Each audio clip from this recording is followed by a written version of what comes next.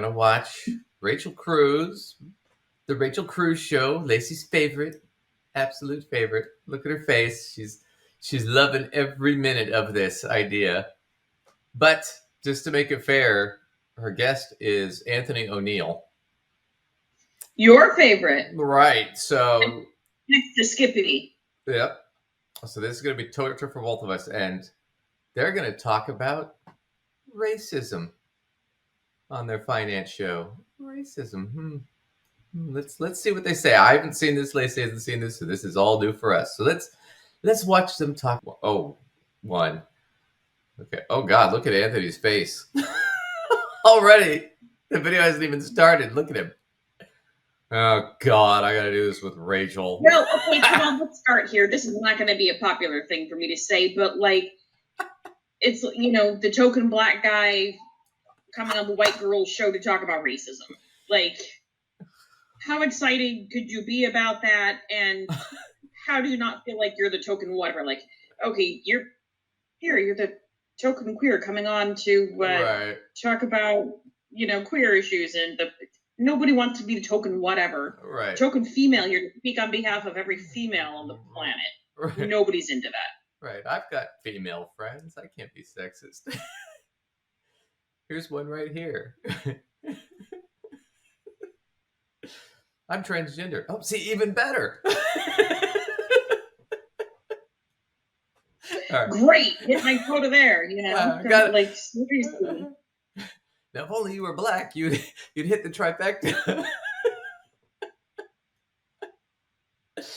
All right. I just loved it already. Here we go. Hey, guys. Well, today I have my good friend, Anthony O'Neill, AO, on with me. Thanks. Welcome back. What's up, Rach? I know it's COVID, but we're family. We're family. Okay, so Anthony and I, just like friendship history, we've known each other for how long now? 5 years. 5 years. And Anthony is like one of my go-to friends that I feel comfortable. By the way, Lacey pointed this out. This is 3 years ago, so this is before he left. Right? He says it was mutual, but he kind of just all of a sudden was gone. So, yeah. Well, to come to him with specifically racial issues, racial questions, anything. Wait He's like my guy. She did not and just I'm say kind of that. your girl. Oh God, she did not. She did not. Oh, we got to replay that. All right, y'all. I have this black friend, and he's my go-to friend for all black guy stuff. Oh, but just so you know. Let's hear it again. And she literally goes on and says he is her token black friend. Like, oh my God. Yeah, let's do this. Friends that I feel comfortable to come to him with specifically racial issues, racial questions, anything. He's like my guy. And oh my God. Oh shit. We are 30 seconds in. This is my black. We're 30 seconds in, and like I feel the need to just like cover my face. Put my head in a paper bag. This is my black friend that I go to with all my black questions. That's how she starts this.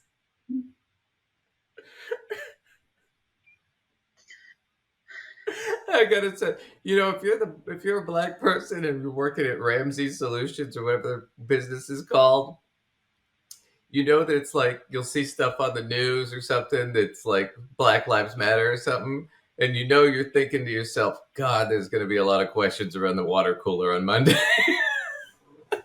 Rachel's going to want to have a conversation about this. And she's the boss's daughter, so I have to kiss her ass. Right. Like, you could just imagine them over the water cooler, and like she comes popping up and she's like, so Black Lives Matter. What do you think about that whole thing? Right. So do you guys... Well, I think I'm black. I hope I matter. Yeah. I think that I feel pretty good about that. So, you know, like... Yeah. So you're a black guy. Fried chicken, is that a thing? Jesus Christ. Oh, here we go. Okay. This is so bad. I'm kind of your girl Absolutely. with the opposite, right? Absolutely. I mean, I can have, like you said, a comfortable conversation, but it could be hard questions. Yes. And you will educate me. And you've helped me out a lot, especially coming from where I come from to here. Whew, Rachel has saved me some headaches. No, it's vice versa. But we all know what's going on in the world. Remember, she's the boss's daughter. He has to say this. He has no choice. Right now, and some major racial head-to-head stuff happens, whether it was George Floyd. I mean, tons of stuff that came out recently, and you guys know about this. And it is about Black Lives Matter. Oh my freaking God. It really is. I already have a headache. Oh my goodness. Okay. This is really what happened. Because this is not even a water cooler conversation. They're about to do it just on the show. Yeah. Well, this is what happened, because this is a 3-year-old video. So she had some concerns about Black Lives Matter. She goes to Anthony about it, and she's like, he's telling her stuff, and she's like, we should do this on my show to show how not racist I am. Oh God, okay, I need more tea for this. Can I tell you something ironic? Go for it. So, I mean, I think we're already in that realm. We are already in that realm, and we're gonna ride the wave here. So, all right, viewers, we've sort of tipped you off to this before, but sometimes I know what the clips are going to be. Sometimes I don't. Sometimes we have surprise ones. Well, I did not know about this one. I didn't see this either. This is all new to me. That's why we're laughing. This one was like a blind choice for both of us, not just blind for one of us. But as you can see, I'm drinking tea here from my nifty little teacup. Right. And ironically, my tea is lavender. It is lavender tea. And for those of you who don't know, lavender is supposed to relax you. Rachel Cruze stresses me the fuck out. And I don't think there's enough lavender in the world for how anxious and stressed out she makes me just with the stupid shit she says. Or parakeets or whatever. You might want and I was just like, I was looking at that teapot and I was like, can I just intravenously hook this up? Well, you might. Man. Well, you might want to mix a little heroin in with that tea, because we're about to do Black Lives Matter with Rachel and Anthony. Here we go. How bad? Oh, I don't know how bad this is gonna get. We are so far beyond the looking glass right now. I should have chosen wine for this one. Maybe I needed wine plus lavender. Shit. You need a scotch for this one. We're probably I might need a scotch even just doing this video. True. But Anthony and I are talking. I like that too. Yeah. Okay, let's just talk about it. Let's just get a perspective out there that hopefully you guys have had these kind of conversations, but if not, maybe this conversation will enlighten you. It'll help you, maybe open your eyes, because I'll say this, and I've told you this, even in the last few months, I feel like I've even learned more about whether it's Black history, redlining with real estate back in the day. I mean, all these things that happened in our country, sadly. Okay, I want to remind you too of this. So her father, Dave Ramsey, because she mentioned redlining. Now, I don't know that this was what was actually going on, but he lost his real estate business in his 20s and had to bankrupt it. But he was getting all these loans, and the law that they passed, and part of the reason they passed it was because these banks were giving out these loans like this, because what they were doing was they were hiring guys, kind of doing like what Dave did, to flip houses, right?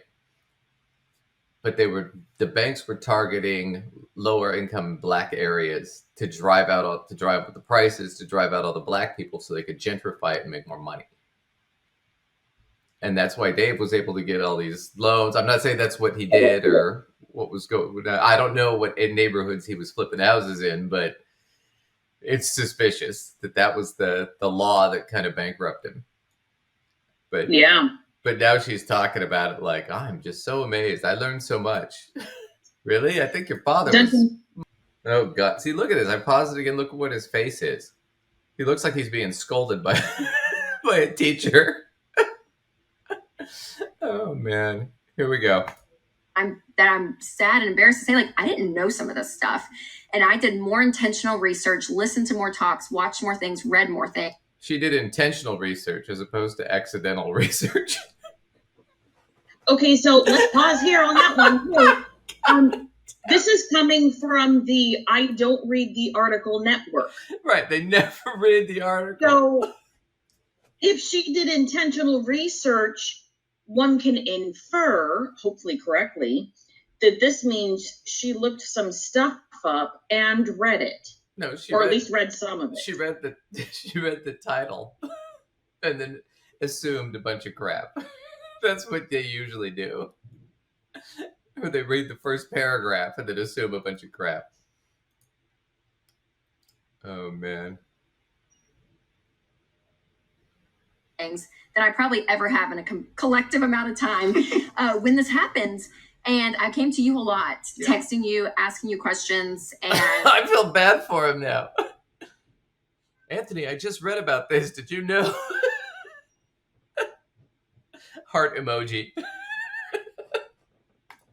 I just feel like we just had, you're just a great resource for sure. I have other Black friends, but Anthony is... I'm the best one. Yeah, Let me qualify this.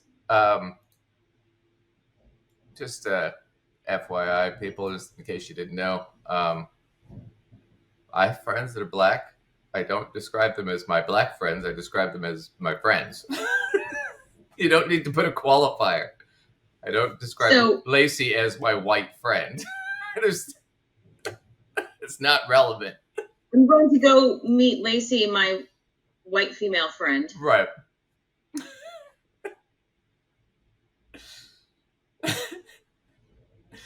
As opposed to my Jewish ninja friend. I mean, what is that? I mean, I think I would rather be your Jewish ninja friend, but I mean, if I have to get a descriptor under me. Yeah, you're too Norwegian, too Scandinavian. not so I can be your Viking. Scandinavian Viking. Can Ninja make it too? Can I be Viking ninja friend? We got to work that out somehow. Ninja Viking. A really sneaky, quiet, extra lethal Viking. I mean, that's kind of what Viking ninja sounds like. There you go. All right. Probably like my favorite. One of my favorite people to talk to about this. But I want to know, you came obviously from to kind of talk about your backgrounds and kind of what brought you here at Ramsey to begin with, just to know your perspective. Yeah. So my perspective before joining Ramsey Solutions, I was an associate pastor at a mega all Black church, about 30,000 members that they have there. And it's literally 99.9% African Americans. And so coming from that and coming here to where it's about 98% all white people, which is nothing wrong with that. It was a huge, huge culture. There's nothing wrong with that, but I have to point out we are missing the mark on diversity here at the Ramsey Solutions. Not for me.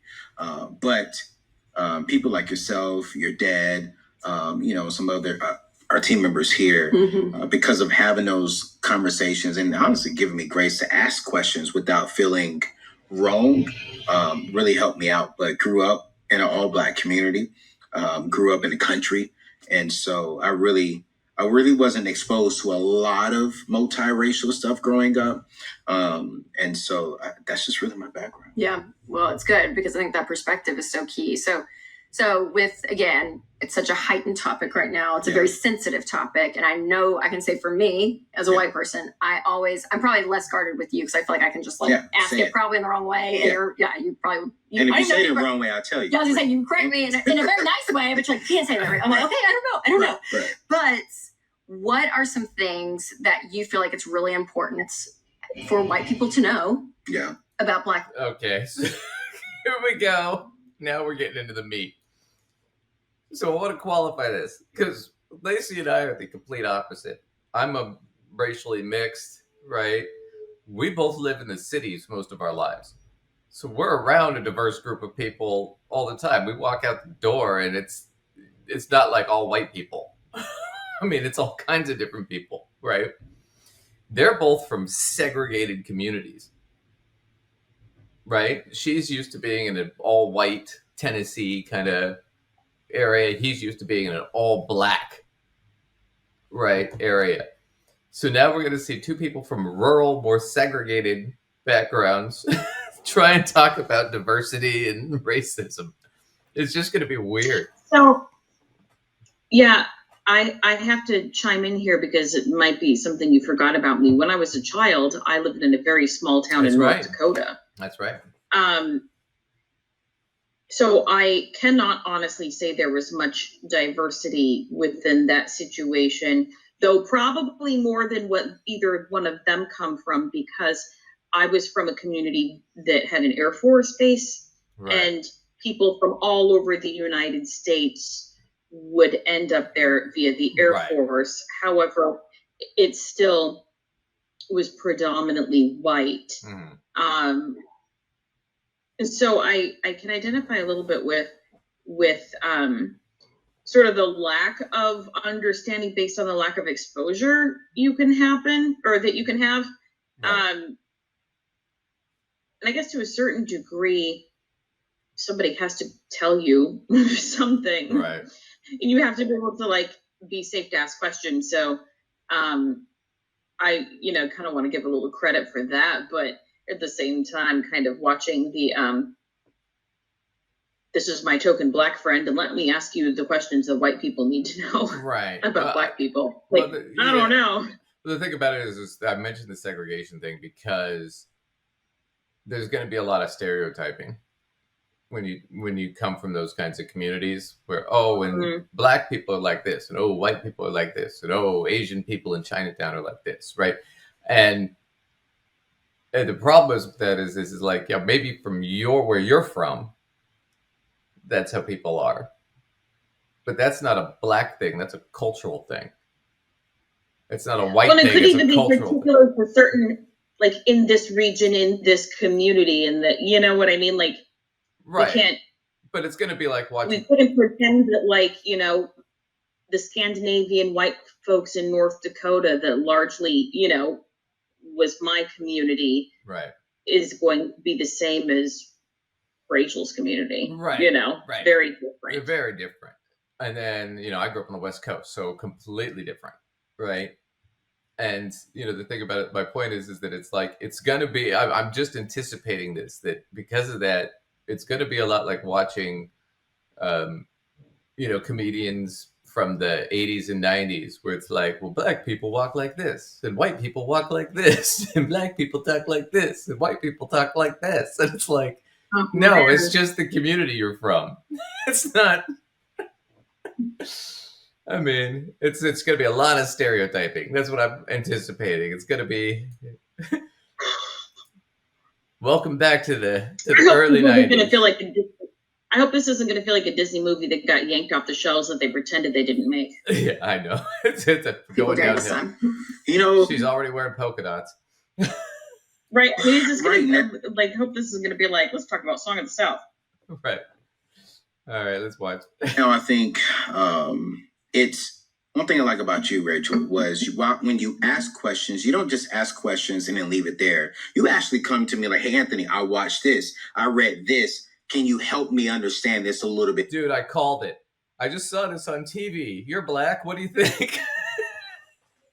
I know people like that at the office where it's like, you're like, dude, stop harassing the employees. Bit more. So you've already shown me as an African American that you're actually willing to go do some research on your own, and something that you just can't click because of your culture. Hey, I'm gonna go ask Anthony. I'm gonna go ask someone else. And for us as black people, we value that. Like, we value that.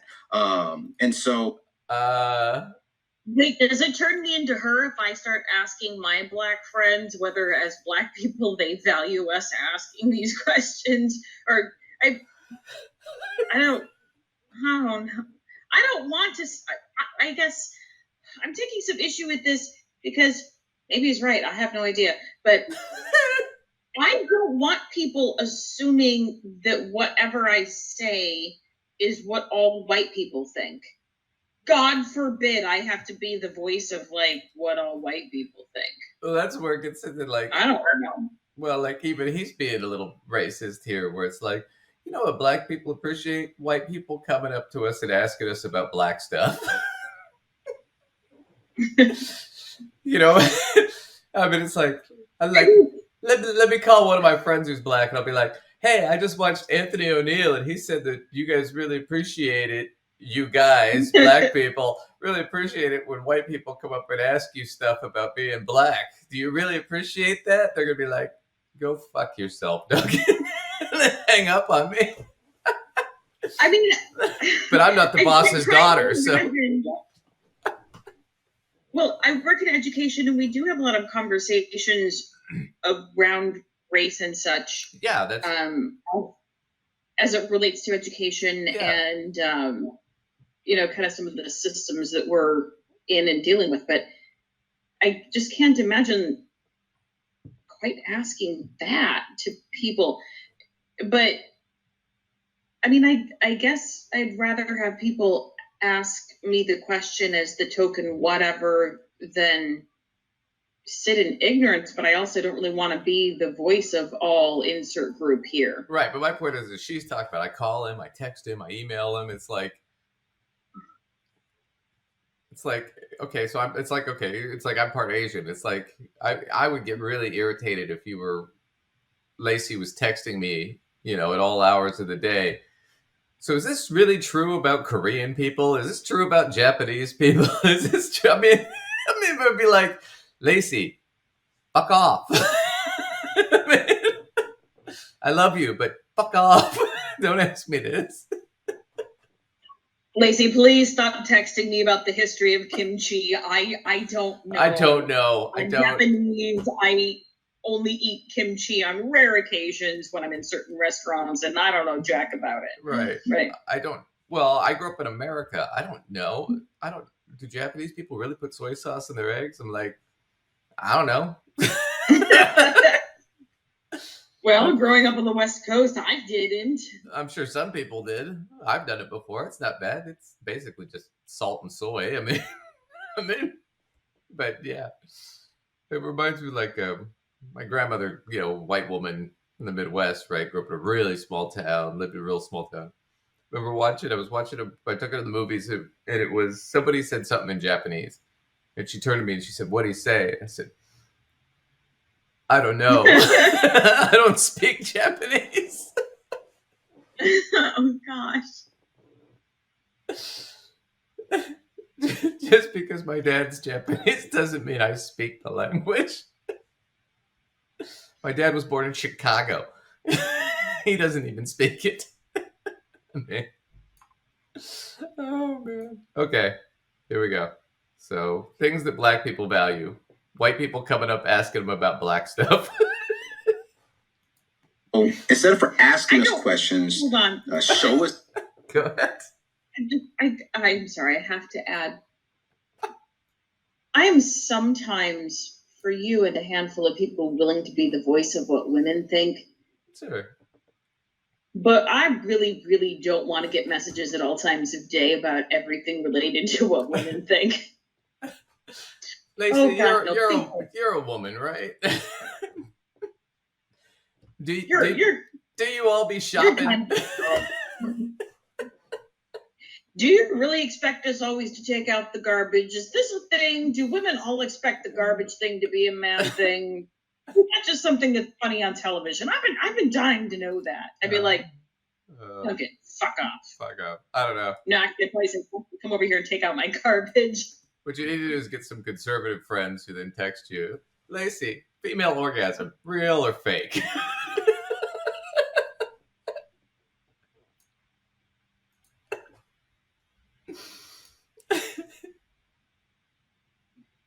I'd say, wouldn't you like to know? That you actually care and that you're willing to take the time to say, hey, let's just sit down. Me and my husband will sit down. We just want to learn together.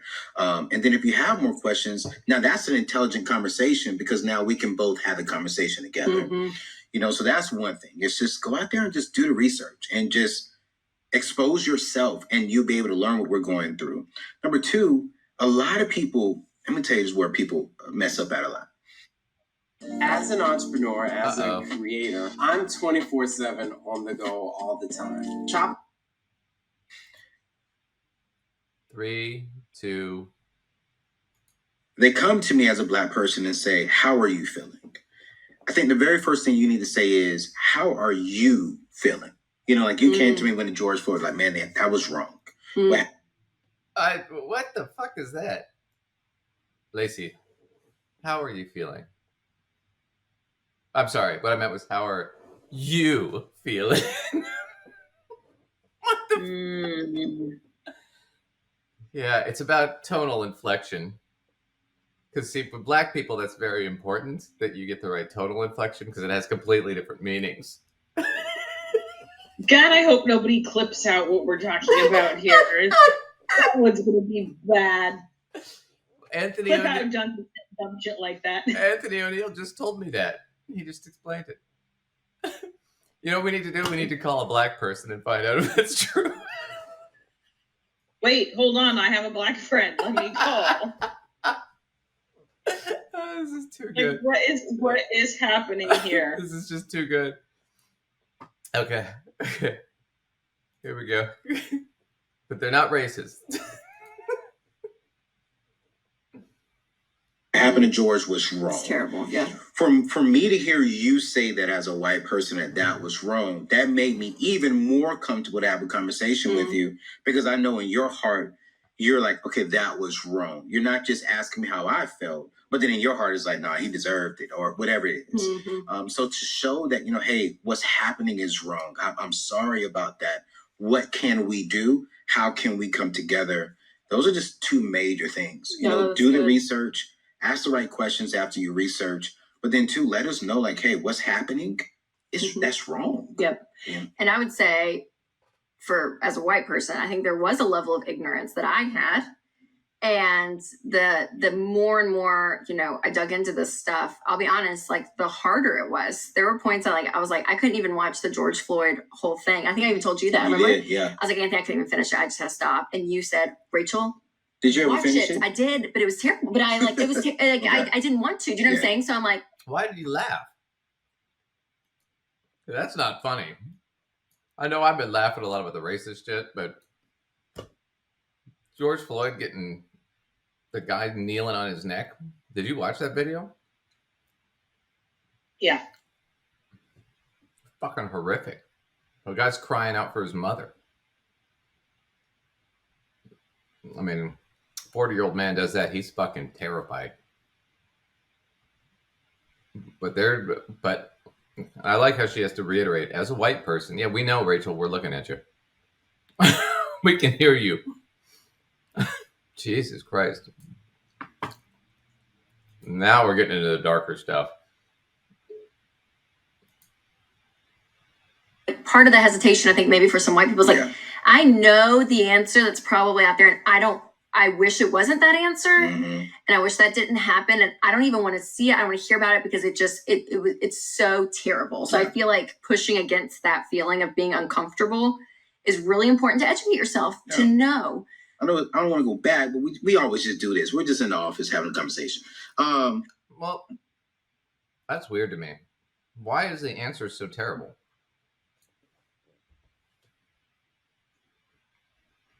Well, which part of it was terrible? I don't know if I followed which part of it was terrible.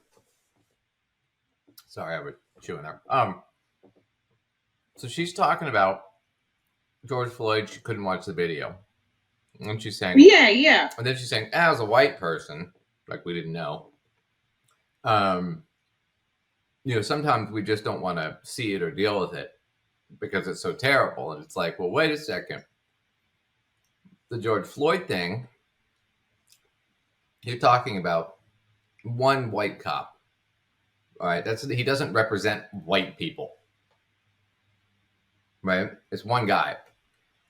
The problem is it represents a bigger systemic problem where black people are oppressed because of how we do policing, because of how the structure is. Right? And a lot of that has to do with systemic racism for centuries in this country. Okay? But she's instantly making it about it's a white-black thing. And it's like, no, it's really just we oppress Black people and Hispanic people and Native American people, and right, because of the way our system's set up. It's not like it's a racial conflict, but she's already thinking, oh, well, this is some sort of racial conflict and I have to be on the good side. And it's like, no, the issue is that we need to actually take action to fix these problems and address them. Right. We need to change the laws. We need to, I mean, a lot of the defund the police stuff, when I read that, I mean, it was a terrible name for it because everybody took it for defunding the police, but actually they were talking about moving funding to places like social workers. And I'm sitting there thinking to myself, God, I was a cop. You know how many times I'd have loved to have a freaking social worker show up because I didn't know what to do. Mental health issues, homeless people, children with issues. A lot of this gets dumped on law enforcement, and they're not really trained or equipped to handle it. Right, because I mean, over the years, you might develop sort of an arsenal of tools of like resources that you become aware of, but social workers in the area are really well versed in that. Like, it's kind of an area of specialty, and they have this much larger arsenal of resources and strategies kind of available to them. Yeah. Right.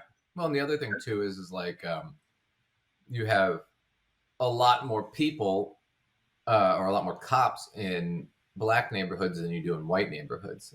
Now, if you pull it out, a lot of times, people in those neighborhoods are happy to have cops around, but at the same time, the cops need to be trained for it. So if you have a system like Kenosha, Wisconsin, where all the problems happened, right? Where like 80 or 90% of that police force doesn't even live in Kenosha. They're white guys from the suburbs policing a Black community. Then what ends up happening is, and I've seen this before, is it becomes the us versus them. So instead of us being the police there to protect and serve them, they're the scumbag criminals that we got to keep in line. And that's what the whole Black Lives Matter movement was about, is that's what's happened in this system. And there's ways to deal with it. It's just we're not addressing it. I'm not an expert on how to deal with it, but to sit there and go, well, as a white person, I became uncomfortable. It's like, you shouldn't. You didn't do anything. You're not responsible for your slave-owning ancestors, right? Well, but what you need I'm to going do to guess one of the things, though, is that I think that not having that sort of experience makes people even more confused about it. That's a very hard thing to comprehend, I'm sure, for anyone. But I think the further away from a related life experience you get to that, the more like confusion it is. Like, you can understand it in a very literal sense, but not being able to imagine being in that position, and also not being able to imagine why somebody would, do that to another human as well. I can, in a way, maybe kind of see it. No, but she's talking about like she feels guilty, and part of the guilt is because probably she was at first was like, oh well, we probably had it coming, or blah blah blah, right? Because if you're already starting from you're kind of a racist position, then you feel guilty. You feel like you have to defend it. If you're coming from, it doesn't matter what your skin color is, where you're not really racist, it's like, well, that was horrible. What that cop did was terrible. Oh my God, this is happening all around the country. We need to deal with it, right? You wouldn't feel guilt or defensive, right? I don't know. I think there's some level of like just white guilt that honest to goodness really is very prevalent across the country within people that care at all. I mean, Yeah. I mean, if you literally are just like a complete and utter jackass that doesn't care at all, like that might pass you over. But, you know, I think if you can look and see these sort of systemic problems and know a bunch of white people caused it, and like you can sort of feel bad and not know what to do. And I think maybe that's where some of the guilt comes from, is the like Right. not really understanding how you can do anything to help create change and feeling bad that it's happened and knowing that you look like the people who made it happen. You know, Right. I don't know that there's that so guilt by association thing so much, because she's sitting there going like, that's horrible, I would never do that.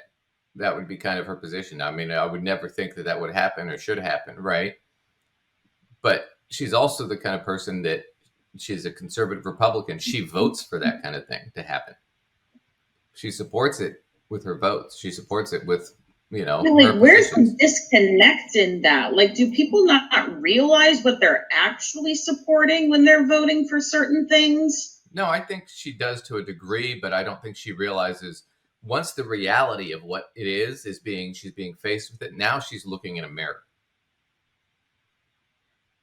That's my thing. That's what I think a lot of the white guilt shit is, oh yeah, I voted to cut education for black schools, or I supported that, or I thought, this or that or the other thing. And then it's like, you see the reality of it on national television, right? Or on YouTube or whatever. And then you go, oh shit, that's what I believed.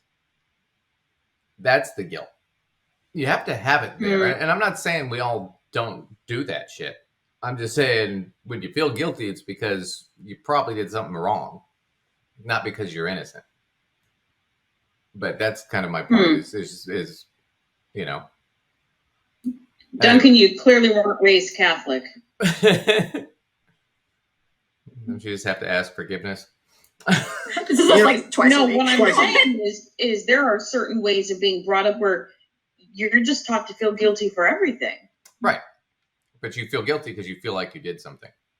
That's my point. Yeah, but you might not have actually done something. That's my point, is she might not have actually done anything, but she thought something or felt something and then was faced with it. Right. I think people are all sort of taught to, think things are their fault, and that makes them more moral. It's more moral to believe that, that you sinned in some way than it is to pretend you didn't. To be like, well, I actually didn't do anything. Oh, it's way more immoral to be like, did I think a bad thing? Was I related to a bad thing? Was I around a bad thing? And then just feel bad. Yeah, but they promote a lot of bad things. So it's kind of, and that's how they make their money. So I can see the guilt of like, is she really culpable in the sense that it's willful? Probably not, but in the sense that she's a part of that system. Yeah. That might make sense. Maybe, but do you think she's self-aware enough to? No, that's why she's saying she's a part of that system. No, she's just. I don't know that I give her credit for that. No, I don't think she's that smart. I think that's why she's phrasing it the way she is, which is, well, I just feel bad about it, so I just go ask my black friend, and he makes me feel better. Like I'm not one of those people. And he made sure to tell me that I'm not one of the white people problems. Yep, that's what this whole thing is. This is her hugging the white guilt out of herself onto him. That's really what this is. This is Anthony, take my white guilt from me. That's what this whole video is. And we're 6 minutes in, then we finally figured it out. That's it.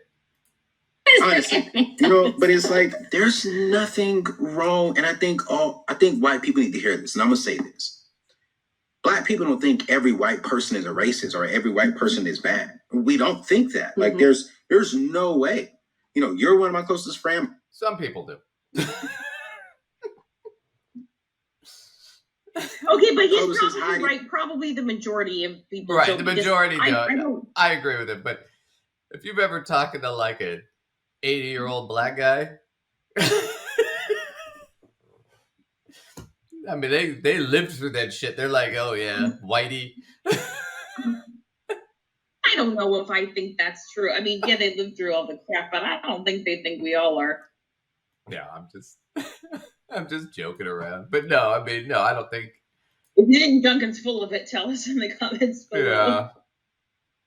I'm just saying. She's white. I mean, my whole team, man, they some cool, loving white people. I just think that white people need to understand, just be willing to have the uncomfortable conversation. Yes. And I've met some people who I thought were racist in the beginning simply because they couldn't do what you and I are doing. Because they were a little nervous, they were scared. And then they're like, I don't see colors. Now, wait a minute. Are you trying to cover up something? Mm. Are you trying to hide something? But no, see me. Yep. See me and love me for who I am. That's good. And then we're going to be good. For so long as a white person, I was like, no, it doesn't matter. It doesn't matter who you are.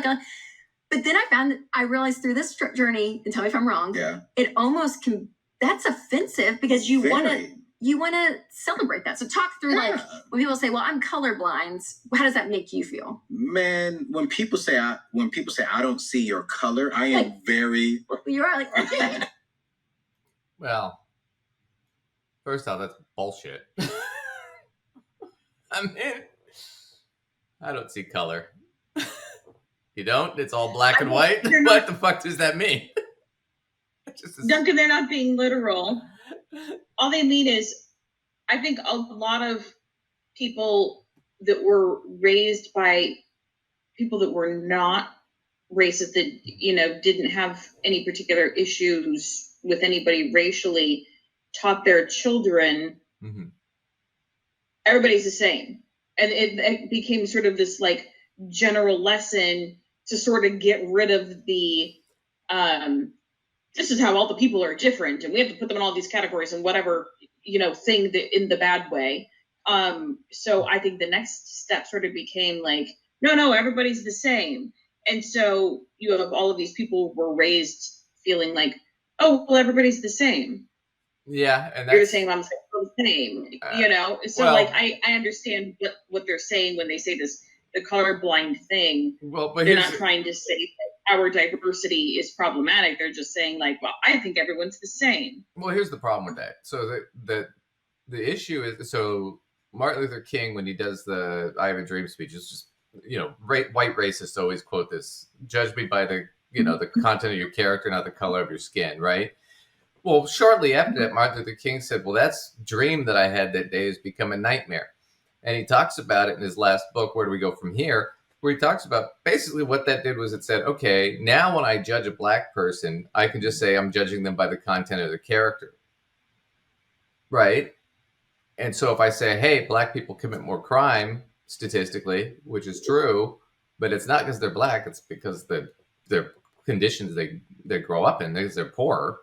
Because of systemic racism, right? They don't do that. They just go, black people commit more crime. So I'm judging black people by the content of their character, not the color of their skin. So now I have a justification to be racist, right? By moving myself one step away. It's the whole Thomas Sowell bullshit where he would do the whole, well, it's not that black people are bad, or black people are inferior. It's the culture, right? But then he skips past the ultimate question is what causes that culture? Oh, is it their circumstances that these people grow up in because of systemic racism? No, it's just their culture. They just have an inferior culture. I'm not saying black people are inferior. I'm just saying black people have an inferior culture, which is what Thomas Sowell used to do, which is what a lot of them, they still do, these racist shit. So this whole thing about like, oh, well, we're the same. Well, no, we're not, because if we start thinking everybody's the same. I have never heard that inferior culture crap. Oh, that happens. That's what they do all the time. That's how they get around it. Huh. Right. That's how they get around it on Fox News and all that stuff. Interesting. Yeah, they do that. It's a cultural thing, right? It's the whole, what was it, Dave Ramsey? Well, you got to get you can get the black kid out of the hood, but how do you get the hood out of the black kid? When Dave Ramsey said that, that's what he's talking about. I'm not judging you by the fact that you're black. I'm judging you by the fact that you come from a shitty culture, which all black people do. Interesting. And we've heard it before. You just didn't hear it that clearly because they can't say it like that, like the way I said it, because if you said it like that and you didn't dog whistle it, everybody'd be like, "What the fuck? That's racist." They'd be like, "You're crazy." Right. Yeah. That's why you have to dog whistle that shit. But that's kind of what's going on here, right? Which is why she keeps, "Oh, I'm white. I'm white." As a white person, it's like, yeah, we see you, Rachel. Right? Well, what about the color of the skin thing? Well, yeah, you can't sit there and say I don't see color, because you have to acknowledge that, no, my circumstance is not yours. Are we the same? No. Should we be treated equally under the law? Yes. That's where you draw that line. Am I the same? Is it life fair? No. Is it going to be equal for any two people? No. No matter what happens, right? But should we build a system where people are treated equally? Yes. That's the problem that they're missing, is they're talking about, how do you feel about black people or white people? How do you see these things? And it's like, well, why don't you just start with the point of, well, should all people be treated equally under the law? Should all people get equal opportunity to succeed? If the answer to that question is yes, then you don't have to ask any of these other questions. If the answer to that question is no, I don't believe people are equal or should be treated equally, then now you got to do this. Well, how do you feel about black people shit? How do I feel about black people? The same way I feel about all people. You should be treated equally under the law. Yeah, Duncan's equal opportunity. He doesn't like anybody. Yeah, fuck all of you. Except for our subscribers. I love exactly the same. I love our with the exception of the subscribers. We love you and guys. Me. And Lacey. And his mother. And my parents. And my mom. Yeah, we don't want your dad to feel left out. Yeah, and my mom's stupid cat. All right, let's watch a little bit more of this and then we'll bail, because this is just, I think we've squeezed all the blood out of this stone. Like you do though, right? Like, how can you not? Like, no, but you do though. You Okay. do. Like, you don't see color. Yes, you do, because you're talking to me. How can you not see this skin that God made? Like, he made me a black man. So I'm not ashamed. Dude, leave God out of this. To be a black man. And honestly, I'm not ashamed that you're a white woman. God made us this color. If you're Hispanic. Okay, I think that's where we end. Lacey, I'm not ashamed that you're a white woman. Let me look in the camera. Lacey, I'm not ashamed that you're a white woman. I'm not. Well, I'm so glad. Because I don't think I can do much about that. I mean, I'm ashamed to be seen with you, but I'm not ashamed that you're white. Yeah, you being ashamed to see with me has to do with the content of my character, not the color. No, actually, it has to do with the culture you grew up in. Oh, my inferior culture. Right. Got it. That all white people grow up in. Now he's being classist. It makes you all racist. and he might be being racist. I can't totally tell. I am. He might be. I'm being racist against Whitey. And sexist and I don't know, some other stuff. Well, I mean, we're already down that rabbit hole. You know what? Let's call Anthony O'Neill and ask him if that's okay. Because he's a black guy. He knows these things. So that's basically man. So just to sum this video up, this is Rachel Cruze talking about how she dumps all of her white guilt on her black friend Anthony O'Neill, hoping that he'll tell her what she wants to hear so she doesn't feel as bad about her white guilt. And he has to tell her whatever she wants to hear because she's the boss's daughter. And it never occurs to her that that's what's going on. Is he's kissing her ass because he wants to keep his job. Which, of course, we know now he lost. Or quit from. That one's mysterious. I'm not sure which one that one was, but I bet you $1 million he was forced out. Anyway, but they still act like he's their friend. Like they'll mention his name. He hasn't become not like Chris Hogan. Chris Hogan, he got freaking deleted, full on deleted. But All right. Well, any last words on that? That was so worth it, though. Well, I gotta tell you, I don't know if the lavender's kicked in yet, but I'm hoping. Hoping soon. Okay, well that's the show. Good work, Lacey. Where can everybody catch you? All right, as always, you can catch me at mysensewithsense.com for information about courses, workshops, and any articles by myself. If you want further information about any of those things, or you want to send us some clips, love the last set we got from you guys. Yep. So send us something, topic requests, clips, and you can email those to us. And where is that, Duncan? You can email us at gossipfinancead@outlook.com. It's down below. On top of that, if you want to challenge us and come on the show, nobody's ever taken us on, but you should do that. Send me an email and we'll arrange a time to have you on. Thanks again for everybody for watching. Please like and subscribe and stuff, and we'll catch you next time. Thanks. All right.